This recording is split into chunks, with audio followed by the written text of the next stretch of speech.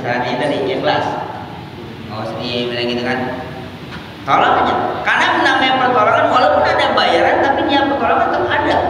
Misalnya, subhanallah, seorang yang punya kemampuan jadi tukang, ya niatlah dia menolong orang lain walaupun itu ada gajinya, tapi kalau udah niatnya menolong saling menolong, insya Allah ya, walaupun dia digaji dibayar gitu kan, tapi kalau niatnya menolong insya Allah. Jadi jangan bukan harian ini santai aja lah, kita lagi cakap, jangan borongan juga jangan. Jadi kalau dia harian borongan karena niatnya nolong, dia lakukan yang terbaik. Mau borongan kayak mau harian kayak begitu katanya. Jadi nggak usah harian mah nyantai lah gitu. Ya ada banget. Jangan ya. Kalau borongan lebih cepat lebih baik gitu kan. Jadi kita punya hajatnya, ini orang butuh apa sih? Nah kebutuhan kita punya kemampuan, butuhnya orang kita penuhi. Insya Allah kebutuhan kita Allah yang penuhi. Karena apa? Konsekuensi tadi apa? Bersada wa man farraja muslimin kurbatan farrajallahu anhu biha kurbatan bi qarabi yaumil qiyamah. Siapa orang yang farraja itu meluaskan. Farraja itu melobangi. Jadi meluaskan, melebarkan. Kurbatan, kesusahan, kesulitan seorang muslim. Jaminnya farrajallahu biha kurbatan bi qarabi yaumil qiyamah. Allah akan meluaskan dia. Allah akan lapangkan dia kesulitan dia dari kesulitan nanti di hari kiamat. Hari kiamat kesulitan kita banyak, Allah akan luaskan dia. Baik dengan cara menghapuskan dosa, memudahkan dan sebagainya, Allah akan gampangkan. Kenapa? Di akhirat itu urusan banyak. Jadi jangan nambah urusan. Jadi kalau kita lakukan itu di dunia ini, insya Allah membantu. Tapi itu tadi di akhirat. Tapi apakah mungkin di dunia juga bisa terjadi? Kalau riwayat Imam Bukhari itu ada dua doa yang katanya merasa dijawab oleh Allah Subhanahu wa taala. Dua doa itu merasa dia dijawab langsung, akhirnya nggak berdoa lagi. Kenapa? Takut apa? Takut setiap permintaan dia itu dijawab di dunia. Jangan-jangan di akhirat tidak punya apa-apa. Jadi setiap permintaan dia merasa dia apain?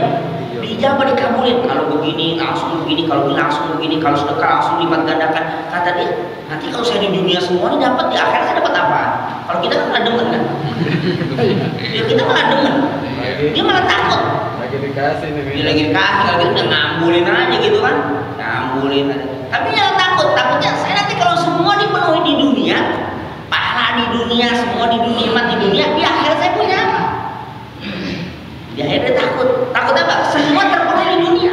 Takutnya di akhirat nggak punya apa-apa. Maka Rasulullah, ya Nabi kita ini kan mempersiapkan satu senjata kan buat di akhirat. Nabi yang lainnya menggunakan senjata ini di dunia kan. Nabi Nuh, habis senjata yang digunakan di dunia itu doa mustajabah, doa yang dipergunakan. Bahasa kita senjata pamungkasnya udah digunakan di dunia. Nabi Nuh, habis ininya apa, umatnya di apa? Dengan air bah. Nabi Muhammad pun kalau dia gunakan itu ketika di Taif, yang ditawarkan oleh malaikat dengan kata ya Muhammad, doa sama Allah, kalau aku timpakan penuh gunung penuh paip dengan apa? Dengan gunung. Dikabulkan nggak Rasulullah? Enggak kan? Kata Rasul, biarkan nanti mudah-mudahan dari sulbi-sulbi mereka lahir orang-orang yang akan beriman kepada aku. Tapi Rasulullah senjata pamungkas yang dikatakan akan aku gunakan nanti di akhirat untuk menolong umat. Maka tidak ada yang memberikan syafaat di akhirat nanti kecuali Nabi Muhammad yang memberikan syafaat. Nah setelah itu baru nabi-nabi yang lain memberikan syafaat. Itu karena senjata pamungkas Rasulullah enggak digunakan di dunia, di akhirat. Kita punya jaminan Nabi itu senjatanya tak ada di akhirat. Kenapa? Setiap Nabi itu punya senjata itu dan dia bisa gunakan. Tapi udah gunakan selesai, udah nggak ada lagi tuh. Itu kayak Nabi Nuh udah gitu kan, itu punya semuanya. Dan Nabi Muhammad katanya akan aku simpan itu untuk nanti umatku di akhirat memberikan syafaat. Katanya pemimpin kayak gitu. Tahan. Ya, nanti buat yang lain. Gak dihabisin. Kalau kita kan demen banget di dunia, doa ini dikabulkan, minta ini dikasih, udah semua demen. Nggak ingat di akhirat. Kita kalau semua di dunia akhirat punya apaan gitu? Apaan? Gitu ya. Wa man satra musliman satrallahu yaumal qiyamah. Siapa orang yang menutupi seorang muslim, Allah akan tutupi dia nanti jahanam. Tutupi apa? Aib. Ini aib orang yang baik.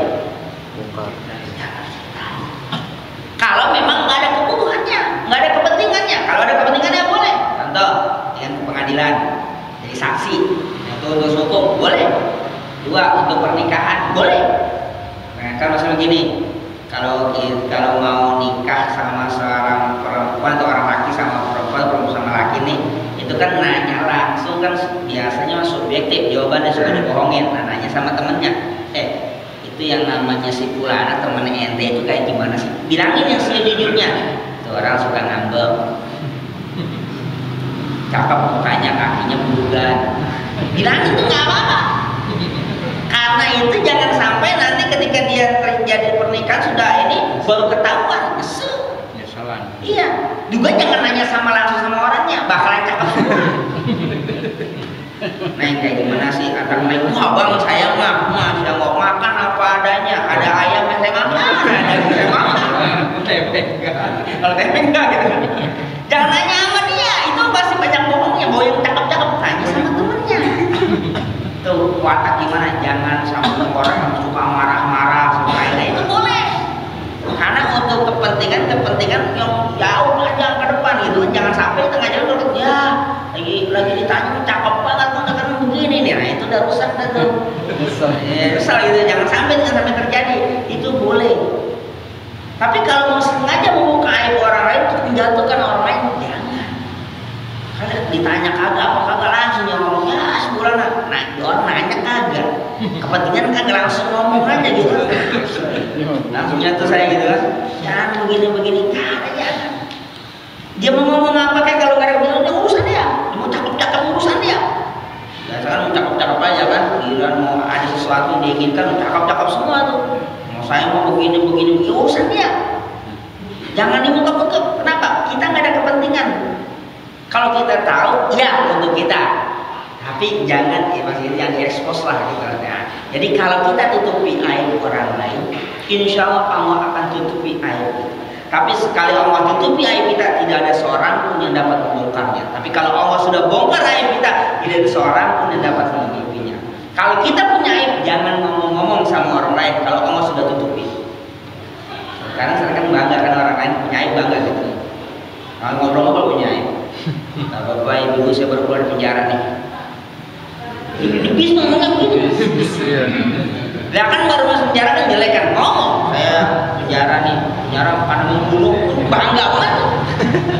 Saya habis membunuh nih, daripada saya bunuh lagi bagi duit aja, biar aja minta duit. Nggak usah buka aib sendiri. Ngapain saya baru keluar dari penjara nih di Nusa Kambangan sekian tahun saya bunuh. Daripada saya bunuh lagi saya minta duit dah. Bilang aja minta duit lah, nggak usah pakai aib dibongkar gitu kan. Kadang-kadang. Iya kan orang tahu itu kan. Tapi kan makanya akhirnya yang jelek itu jadi apa? Jadi bangga. Orang jelek itu jadi bangga. Aib itu jadi bangga. Jadi kalau kita punya aib, jangan dibongkar. Biar Allah tutupi.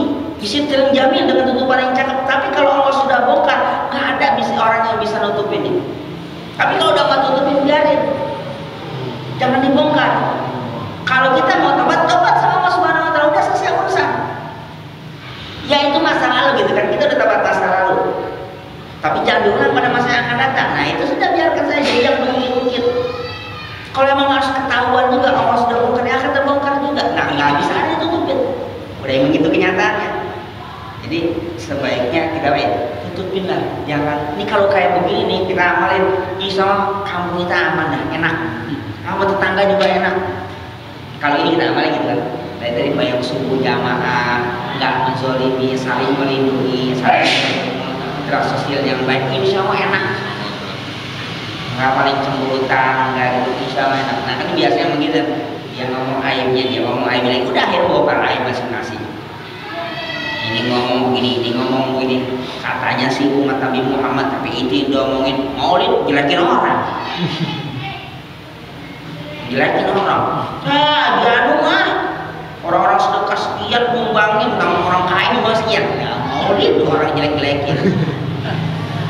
Itu gara-gara ini, jadi maulidnya nggak ada efeknya gitu. Nah akhirnya kalau kita mengkaji sunnah, kita mengkaji hadis, ya kita amalkan. Itu tadi itu kayak gitu. Coba lah kita belajar nutupin aib orang. Jadi subuh ya, subuh jamaah nih, subuh jamaah, jangan dolim. Jam 2 jalan.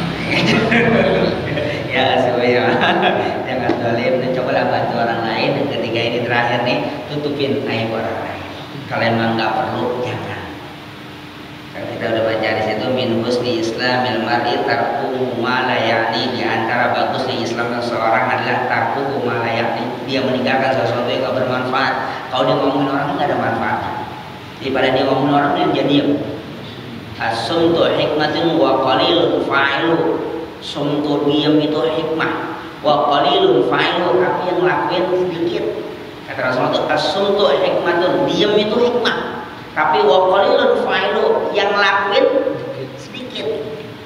Maunya ngomong mulu, daripada ngomong mulu. Semua qala wa nabi Hurairah radhiyallahu anhu.